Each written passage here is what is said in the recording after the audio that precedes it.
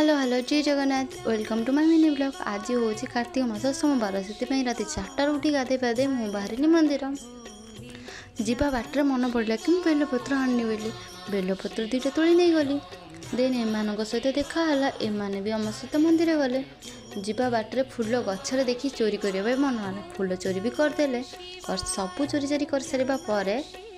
आम आसी पहुँचलु मंदिर रे बाबा दर्शन कलु दर्शन कर सारापर आम आसी हनुमान मंदिर में पहुँचलु हनुमान मंदिर दर्शन कर सारा माँ भी दर्शन कलु कर सारापर चलू ये आम सुंदरी राधा किछि बाट गलापर फुल गछ देखी पुणी दुटा फुल तोलीदेलु तोली सारापर माँ दर्शन कलु दर्शन कर सारी आम टे वीडियो कर सारापर मुझे आसिली घरे पहुँचीगली पहुँचा पर सब बड़ कथा कि मु ना बेले ये पिला जी पाठ पढ़े तापर मु पिला पढ़ेली। रोची जय जगन्नाथ।